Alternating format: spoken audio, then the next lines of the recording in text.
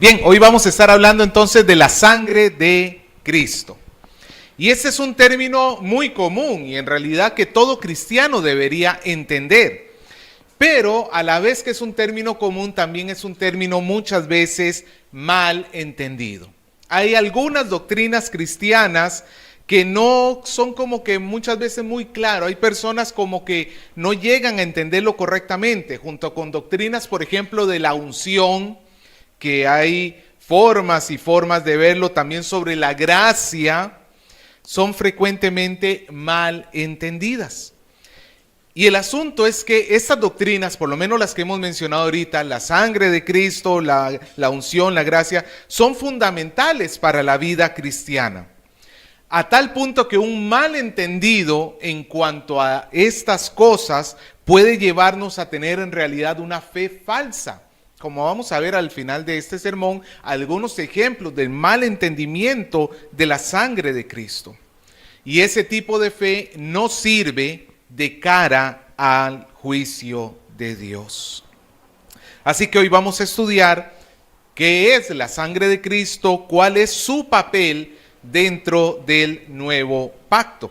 Y para eso vamos a estar apoyándonos en el primer texto que hemos leído hoy, que es Hebreos capítulo 9, del 11 al 14.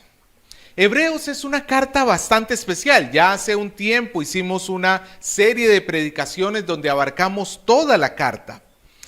Y esta carta es especial porque toca el antiguo pacto como ningún otro libro del Nuevo Testamento. El escritor tuvo que combatir en medio de estos hebreos la falsa idea de que Jesús era inferior a los ángeles y a Moisés. Así que el escritor se dedica a explicar aquellas cosas que componían el tabernáculo terrenal para mostrarlas como una ilustración, como la sombra de lo que vendría más adelante, que es Cristo. Así que vemos cómo el sacrificio de Cristo es superior a los sacrificios del Antiguo Testamento. Si nosotros recordamos los sacrificios que se hacían en la antigüedad, había un día muy especial en el calendario hebreo donde se hacía el sacrificio. ¿Alguien sabe a lo que me estoy refiriendo? Un día que se celebraba una sola vez al año. Pascua, no, pero Pascua es una de las tres grandes fiestas, es otra de estas grandes fiestas. El Yom Kippur, el día de la expiación. ¿Qué sucedía ese día? Quiero que use la imaginación conmigo. Digamos que nosotros fuéramos hebreos, judíos, de aquellos siglos, de aquel tiempo. Durante aquel tiempo, Israel adoraba al Señor bajo los términos del antiguo pacto. Así que el autor de Hebreos va a utilizar esa figura del sacerdote presentando la ofrenda el día de Yom Kippur como una forma de enseñarnos a Cristo. ¿Qué sucedía el día de la expiación? Pues el sacerdote tenía en primer lugar que ofrecer un sacrificio que era un becerro y lo ofrecía por su propio pecado y por el pecado de su casa, de los sacerdotes. Esto se ofrecía a Dios. Luego se tomaban 2 machos cabríos, 2 cabras, como ofrenda por el pecado del pueblo. Más adelante voy a explicar lo que se hacía con una de estas cabras, pero la primera de estas 2 cabras era sacrificada al Señor. La segunda la vamos a dejar reservada para un poquito más adelante. Luego que se sacrificaba esta cabra, que era para el pecado de todo el pueblo en general, el sacerdote tomaba entonces la sangre del becerro y del macho cabrío y entraban al lugar santísimo, entraba él al lugar santísimo, donde estaba el arca del pacto, que es un cofre de madera revestida en oro, con una tapa que tenía 2 querubines que se llama el propiciatorio, y esos 2 elementos juntos representaban la presencia de Dios en medio de su pueblo. El sacerdote tomaba la sangre y la rociaba encima del propiciatorio para expiación del pecado de sí mismo y del pecado del pueblo. Luego salía del lugar santísimo y colocaba sus manos sobre aquella cabra que habíamos reservado, ¿se acuerda? La segunda cabra. Ponía sus manos sobre este macho cabrío y confesaba los pecados del pueblo. Y entonces enviaba al animal al desierto, simbolizando así que el pecado era expiado y quitado, lanzado lejos del pueblo de Israel. Finalmente el sacerdote se lavaba, un lavamiento ritual, y ofrecía un holocausto. Un holocausto era un sacrificio de consagración, para decirle a Dios que la vida se estaba consagrando a Él. No solamente Él, sino también por todo el pueblo. Bien, eso era el día de la expiación. Y ahora, teniendo esto en mente, vamos a ver lo que nos dice el autor del libro de Hebreos. Volvemos al versículo 11, donde hemos leído en el capítulo 9 de Hebreos. 9:11 dice: pero estando ya presente Cristo, sumo sacerdote de los bienes venideros, por el más amplio y perfecto tabernáculo, no hecho de manos, es decir, no de esta creación. El escritor de Hebreos comienza con un marco temporal. Él dice que ya no estamos bajo la antigua dispensación, bajo el pacto mosaico, sino que ya está presente ¿quién? Cristo. El verdadero sumo sacerdote ya se presentó. ¿Qué significa que ya se presentó? Esto hace una referencia a su encarnación, claro que sí, Jesús se hizo hombre, pero también hace referencia a todo su ministerio terrenal. El Dios eterno se hizo hombre no solamente para ser el creador de todo, sino también para ser el sacerdote que anunciaban los sacerdotes del Antiguo Testamento. Aquellos sacerdotes que vemos en el Antiguo Testamento simplemente eran una sombra, un anuncio del gran sacerdote que vendría en el futuro, que es nuestro Señor Jesús. También califica a Jesús como el sacerdote de los bienes venideros. ¿A qué se referirá con bienes venideros? Esta frase hace referencia a los beneficios que traería el nuevo pacto. Los sacerdotes levitas, los del antiguo pacto, solo podían beneficiar al pueblo al darles la esperanza de que sus pecados un día serían limpiados. Sabemos que el antiguo pacto no tenía la capacidad para traer verdadero perdón de pecados. En realidad, como se describe en hebreo, el perdón de pecados en el antiguo pacto, se utiliza una palabra que significa cubrir. Es como cuando tú pones algo sobre algo para que no quede a la vista. No lo has removido, no lo has quitado. Simple, es como cuando se te ensucia la camisa. ¿Y cuál es la solución más fácil? Ponte una chompa encima. Solucionado. ¿Se ve la mancha? No se ve. ¿Se ha quitado? No, eso hacía el antiguo pacto. Solamente podía cubrir el pecado. Y ese era el beneficio que le daba a los israelitas, la esperanza de que algún día ese pecado que fue cubierto, algún día sería quitado. Es cierto que el antiguo pacto servía también para traer una limpieza ritual al cuerpo, como vamos a ver un poco más adelante. Pero no podía quitar pecado. Mire conmigo, en una página después, Hebreos 10:4, el autor nos dice que la sangre de los toros y de los machos cabríos no puede quitar los pecados. Ahora, el bien que daba el tabernáculo terrenal era entonces temporal. Pero Jesús trajo los bienes venideros, los bienes eternos, como la transformación del corazón que vimos la semana pasada, como el perdón absoluto de nuestros pecados, como la limpieza de la conciencia. Nos trajo el bien, por ejemplo, de ser adoptados como sus hijos, como los hijos de Dios. Nos trajo la esperanza de la glorificación que nosotros esperamos en el futuro. Todo esto sucedió porque Jesús no ministró en el santuario terrenal, o sea, en el tabernáculo que se construyó siglos atrás o en el templo que llegó a reemplazarlo en su momento. Sino, como dice, regresamos a Hebreos 9:11, por el más amplio y más perfecto tabernáculo, no hecho de manos, es decir, no de esta creación. Significa que el templo, el tabernáculo donde entró Cristo, no forma parte de esta creación. ¿Dónde entró entonces Cristo?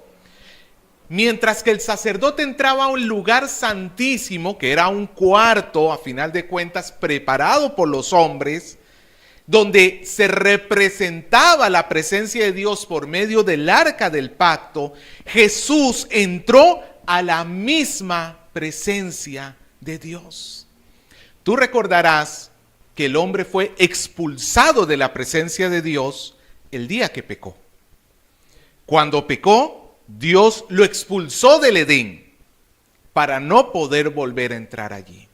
La única forma que un ser humano, y aquí estoy hablando de Jesús, 100% Dios, pero sin olvidarnos que también es 100% hombre, la única forma que un ser humano pudiera entrar así a la presencia de Dios es si era absolutamente perfecto en toda su vida.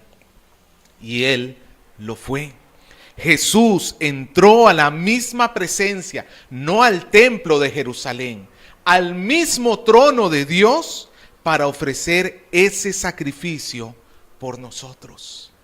Por tanto, lo que ofrece Jesús es infinitamente superior al sacrificio que ofrecía el sacerdote en el día de la expiación.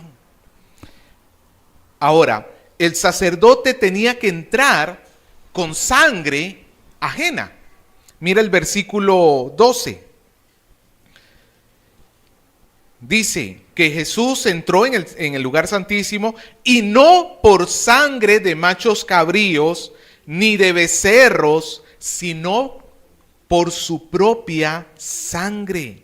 Entró una vez y para siempre en el lugar santísimo, habiendo obtenido eterna redención. Y aquí entramos entonces al meollo de nuestro tema del día de hoy, la sangre de Cristo. Ya vimos que Jesús es ese sumo sacerdote que lleva la sangre, pero Él no está llevando la sangre de un becerro, de un macho cabrío. Él está aportando su propia sangre. La sangre de Cristo. ¿Por qué es tan importante la sangre de Cristo? Porque, amado hermano, la sangre de Cristo es el testimonio de que el pecado había sido castigado con muerte. ¿Cómo se tenía que castigar el pecado?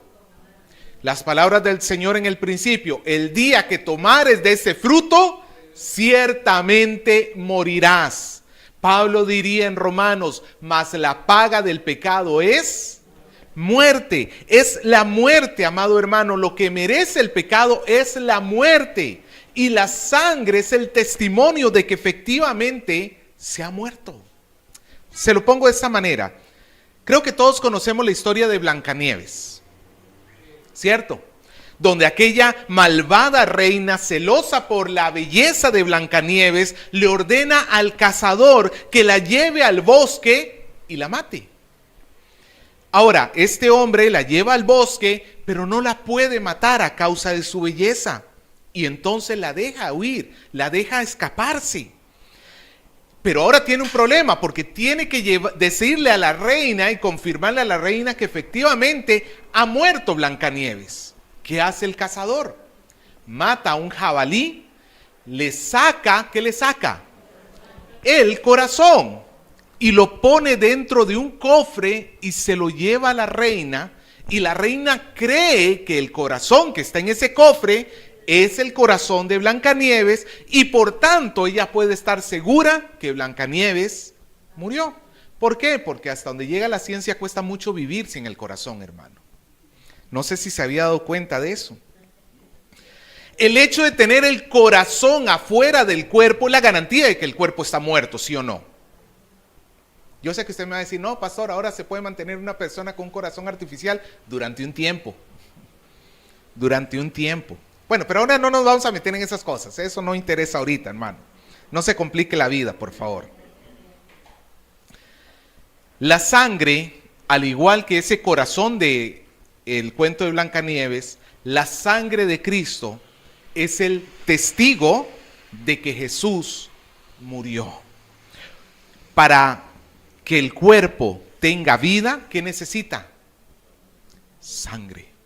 Juan nos cuenta que cuando Jesús estuvo en la cruz, después de que hubo expirado, el soldado fue y le clavó una lanza a Jesús en su costado. Y Juan hace la observación que del costado de Jesús, ¿qué brotó? Sangre y agua. Demostrando así que ya no quedaba líquido, por decirlo así, ya no quedaba algún elemento que pudiese recorrer las venas. Hasta lo último salió. Esa sangre no en sí mismo, no es a lo que, o sea, por decirlo así, el foco de la sangre no es la sangre, sino que la sangre lo que nos apunta es a que efectivamente la persona murió. Claro, por ejemplo, cuando nosotros vemos una escena de un accidente y vemos mucha sangre, ¿cuál es el diagnóstico inmediato que podemos pensar sobre eso? Está muerto. No es cierto. Obviamente, pues puede ser que no, puede ser que simplemente haya perdido sangre. Pero el caso de Jesús es que él botó hasta agua, o algo que parecía a agua, después de que le abrieron el costado. La sangre de Jesús en sí mismo no es que sea mágica, sino que su sangre testifica que efectivamente el Señor murió. La paga del pecado es muerte, y el hecho de que haya corrido sangre testifica que sí, efectivamente el pecado se pagó con muerte. El sacerdote cuando entraba con la sangre de un animal. Él no podía ofrecer su propia sangre porque era corrupta. Él era pecador. Él necesitaba también ser cubierto por su pecado. Por eso tenía que depender del sustituto, de un animal que recibiese el castigo que él merecía. Y cuando él entra con la sangre delante del lugar santísimo, lo que está haciendo es diciéndole, por decirlo así, a Dios: mira, Señor, efectivamente tú demandas que el pecador muera. Esta sangre testifica de que el pecador murió. El único detalle es que el pecador era el animal que había servido de sustituto de este pecador. Esa sangre evidenciaba que la ira de Dios había sido descargada. Esa sangre evidenciaba que el castigo había caído y el pecador había muerto. Pero Jesús no entró con la sangre de un animal. Jesús entró con su propia sangre. Durante la noche previa a la crucifixión, Jesús celebró la última Pascua del Antiguo Testamento con sus discípulos. Esta celebración de la Pascua tenía varios elementos que los voy a mencionar. En algún momento hicimos una serie sobre la Cena del Señor y ahí los hemos mencionado. Eso fue ya hace como quizás unos 8 años. Muchos de repente no se recuerdan. Pero durante la Cena del Señor se servía vino, se servía pan, hierbas amargas, una mezcla de frutas, frutos secos y miel llamado charoset. Pero lo más importante que tenía la Cena de la Pascua, ¿cuál era? ¿Cuál era el elemento más importante? El cordero. Ese cordero que estaba sobre la mesa se le llamaba el cordero pascual, y ese cordero había sido sacrificado poco antes. Ese cordero servía para recordar aquel cordero que fue sacrificado la noche que Israel salió de Egipto. Usted se recuerda de la historia. Dios había prometido que iba a pasar su juicio sobre todo Egipto. Él iba a pasar por cada casa y el primogénito de cada casa iba a morir. Pero Dios le había dicho a los israelitas que ellos tenían que sacrificar, ¿qué cosa? Un cordero. Y la sangre del cordero tenían que untarla en el dintel de la puerta. Y entonces, cuando el Señor pasara por una casa egipcia, tomaría la vida del primogénito. Pero cuando pasara por una casa israelita, él vería la sangre en el dintel y pasaría sobre la casa. En otras palabras, no entraría. Eso significa Pascua, literalmente. Pasar sobre, omitir, dejar de lado. El Señor, ¿por qué pasaba de esa casa que ya tenía la sangre allí? ¿Será que el Señor le tiene miedo a la sangre? ¿Será que la sangre es mágica y tiene algún poder protector? No. ¿Sabe por qué el Señor pasaba de esa sangre? Pasaba de esa casa. Porque esa sangre en la puerta testificaba que ya había muerto alguien allá adentro. No el primogénito de la familia. ¿Quién murió? El cordero. El cordero había muerto esa noche y el Señor pasaba porque ya había habido un juicio en ese lugar. El cordero era testigo de que en esa casa ya la ira de Dios había sido satisfecha, no sobre el primogénito, sino sobre el cordero. Y la sangre en el dintel nuevamente es la evidencia de que había muerto el animal.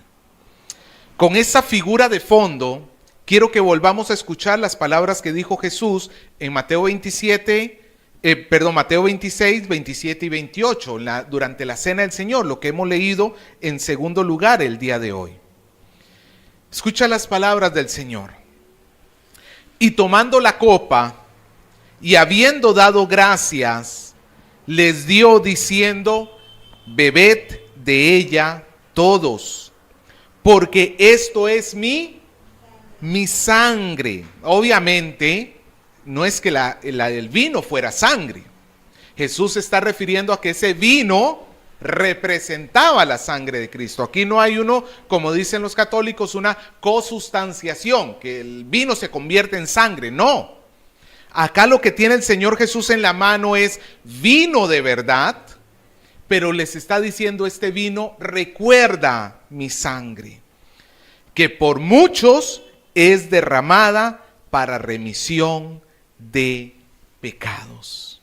Su sangre, amado hermano, que nos recuerda el vino de la cena del Señor, no es que fuese mágica en sí mismo, es que esa sangre nos estaba recordando que Él había entregado su vida hasta la muerte.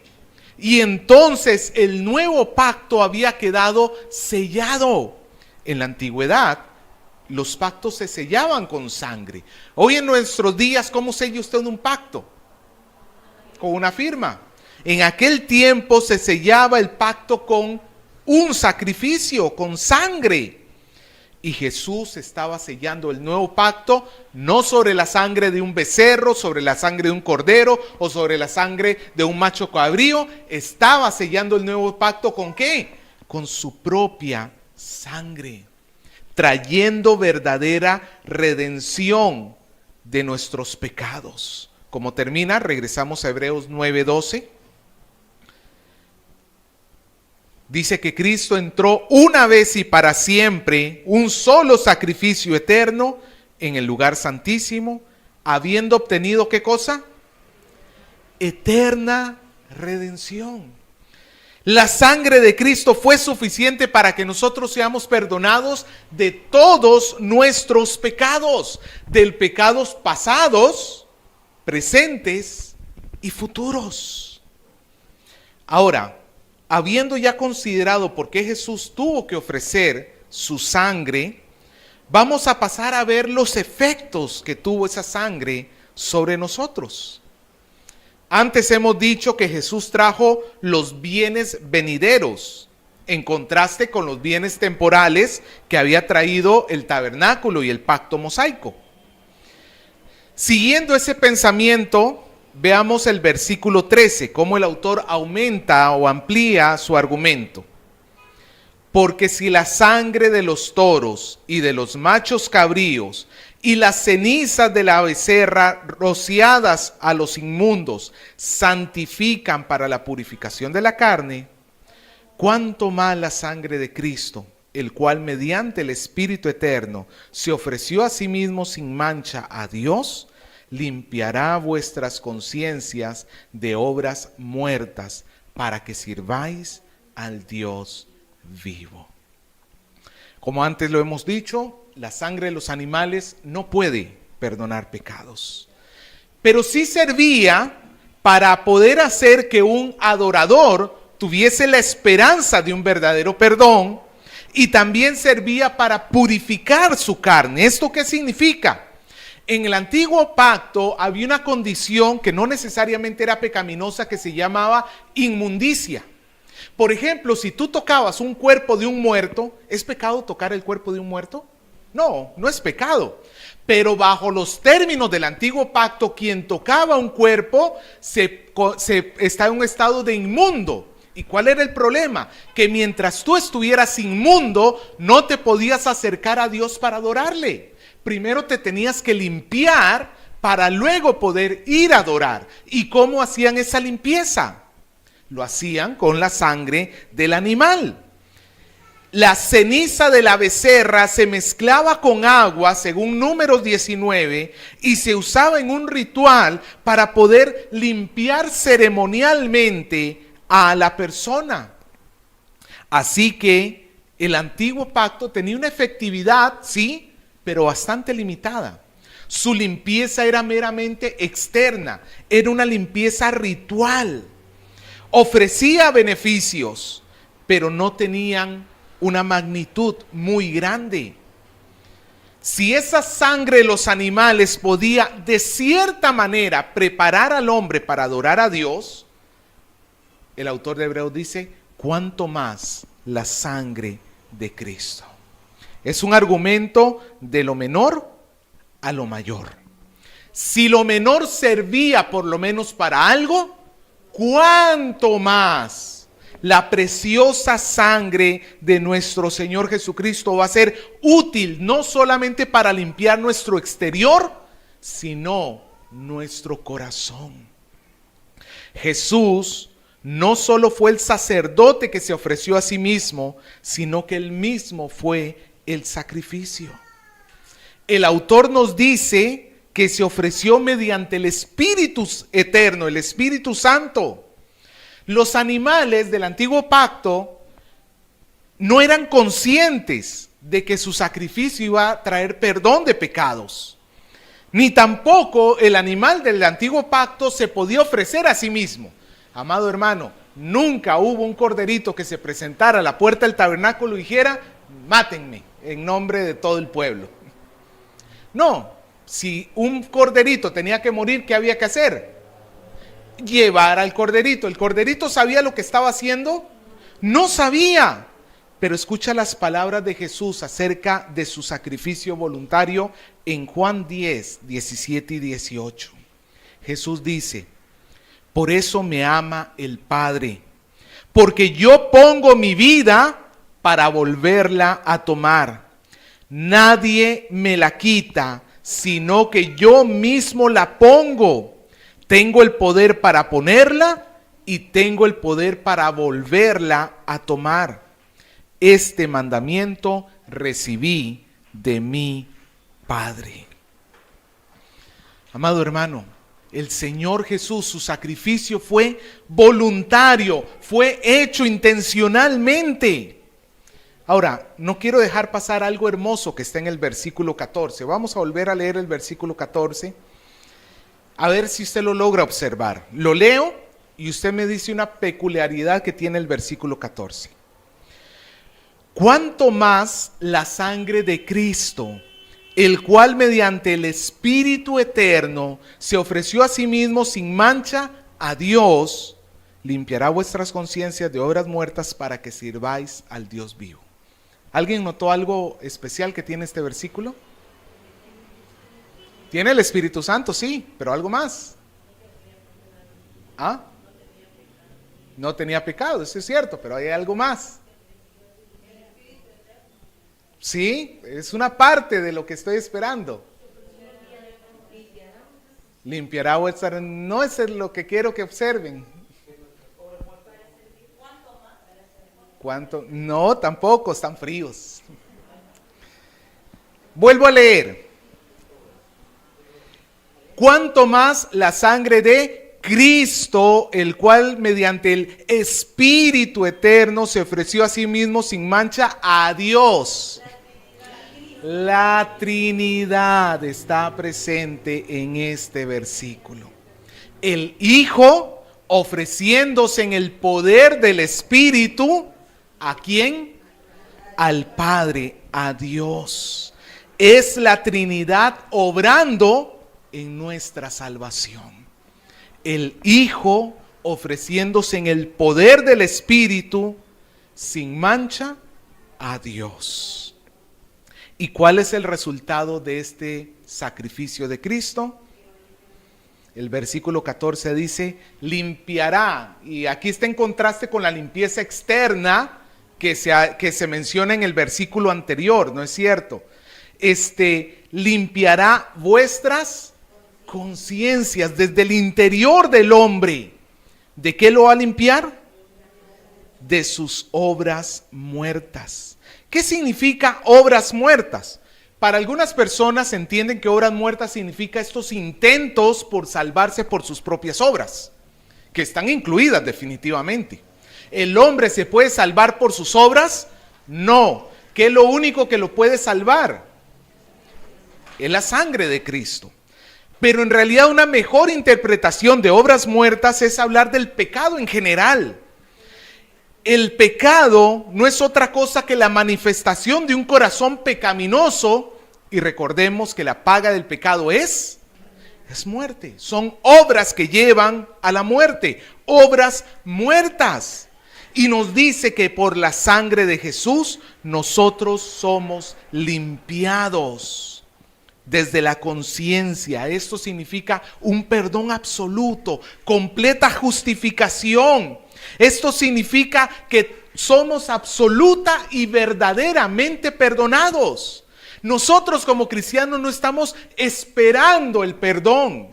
No estamos con la expectativa de que algún día Dios nos perdone. Es que efectivamente tenemos el perdón de nuestros pecados y la evidencia de que tenemos el perdón, o mejor dicho, la garantía de que tenemos el perdón, es porque Jesús dio su sangre por nosotros.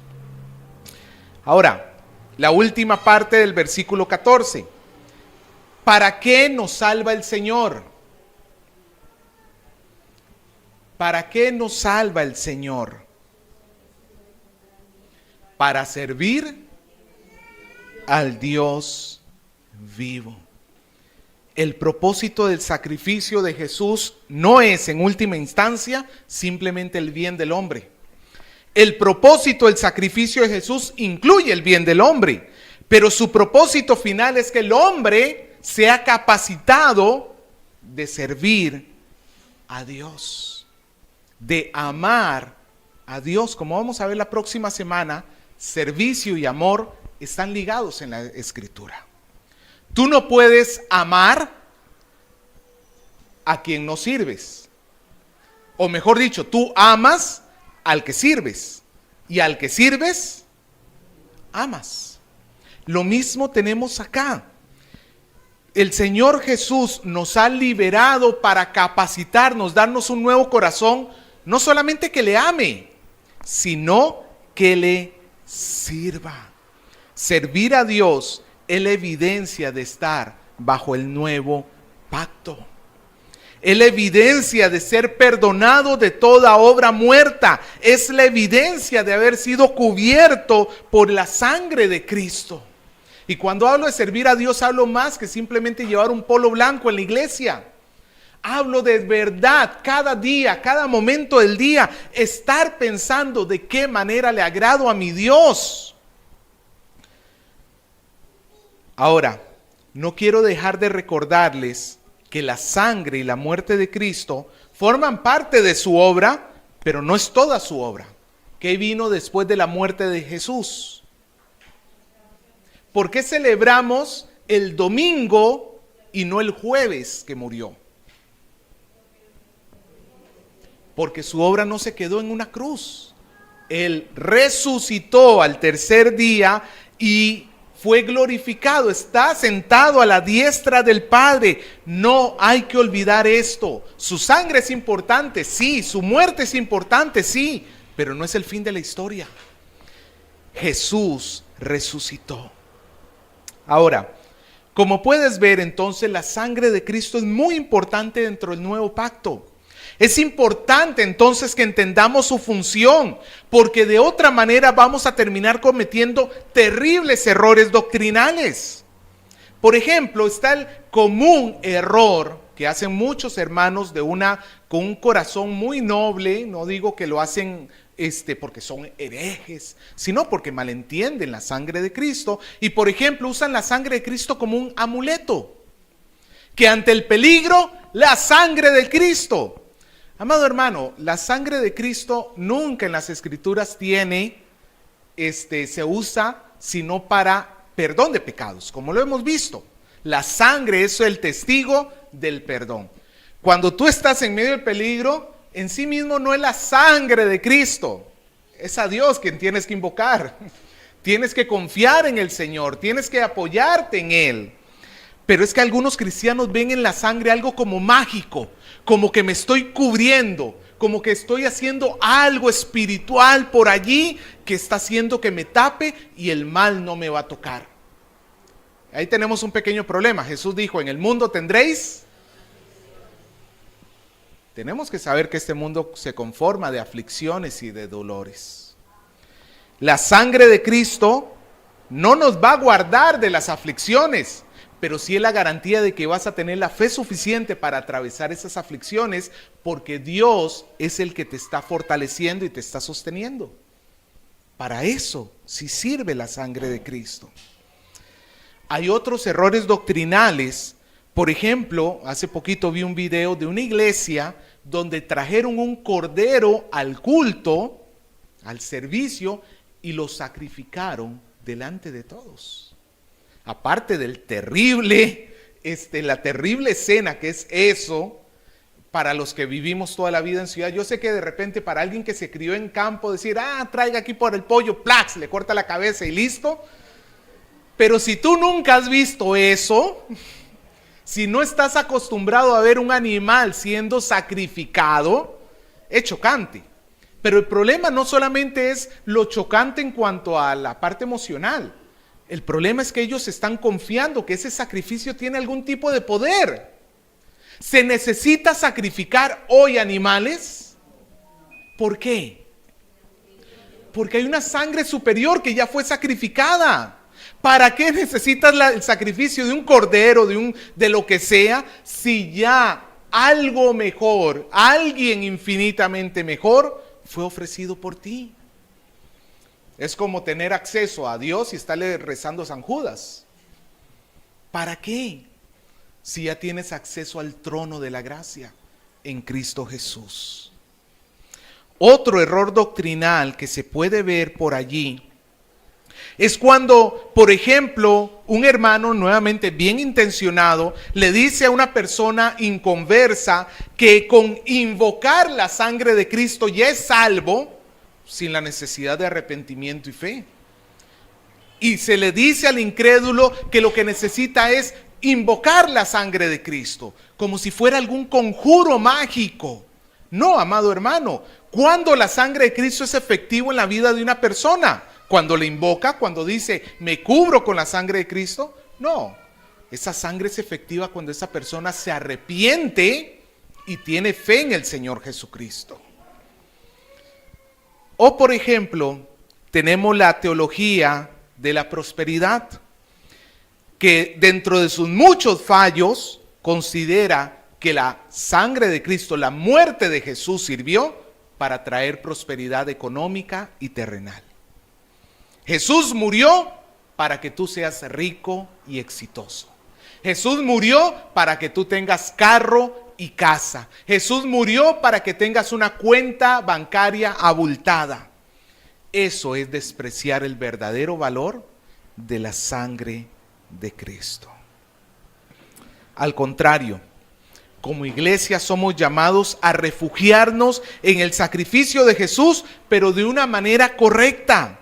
No solamente para encontrar en Él verdadero perdón, sino para mantener nuestra comunión con Él. Porque, amado hermano, a pesar de que somos cristianos, pecamos.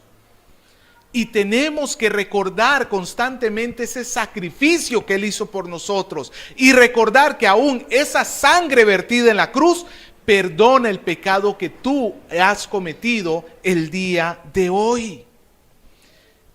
La sangre de Cristo nos ayuda a tener la certeza de que podemos tener verdadera comunión con nuestro Señor.